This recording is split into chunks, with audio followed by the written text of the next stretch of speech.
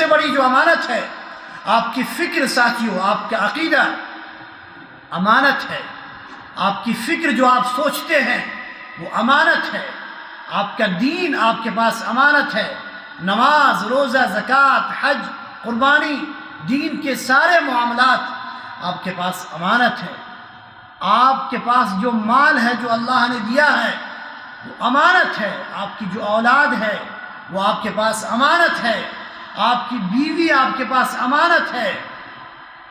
دنیا کی ساری چیز جو آپ کے پاس موجود ہے اگر وہ اللہ کی طرف سے آئی ہے تو وہ امانت ہے، اگر وہ انسانوں کی طرف سے آپ کو ذمہ داری کے طور پر دی گئی ہے وہ بھی امانت ہے ساتھیوں۔ تو امانت کا مفہوم کوئی چھوٹا نہیں ہے۔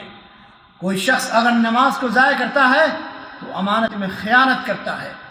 کوئی شخص اگر اپنی فکر کو ضائع کرتا ہے، صحیح عقیدے کے خلاف کوئی فکر رکھتا ہے تو وہ امانت میں خیانت کرتا ہے، کوئی شخص اگر عقیدے کے خلاف کام کرتا ہے تو وہ امانت میں خیانت کرتا ہے، کوئی شخص اگر مزار پہ جا کر اللہ کے سوا غیر کو پکارتا ہے تو وہ امانت میں خیانت کرتا ہے۔ بہت ساری شکلیں ہیں ساتھیوں، کتنا بتاؤں میں۔ امانت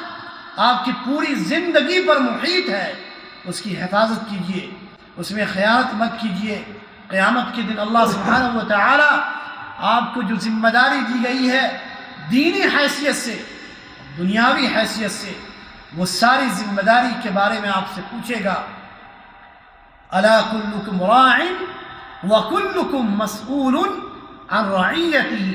جو ذمہ داری بھی آپ کو دی گئی ہے، باپ کی حیثیت سے، کمپنی کے مالک کی حیثیت سے، کمپنی کے ورکر کی حیثیت سے،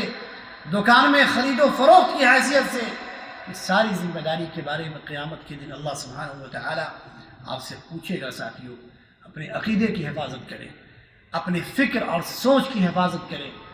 جو فکر اللہ سبحانہ و تعالی کی طرف سے آئی ہے اسی کو قبول کریں، دین کے اندر اپنے فکر کو داخل کرنے کی کوشش نہیں کریں، دین وہی قبول کریں جو اللہ سبحانہ و تعالی کی طرف سے آیا ہے۔ آپ کی فکر اگر اس کے خلاف ہے تو فکر کو سائڈ کریں اور اسی دین کو قبول کریں۔ اللہ سے دعا کرتے ہیں کہ اللہ ہم سب کو امانتوں کی حفاظت کی توفیق عطا فرمائے۔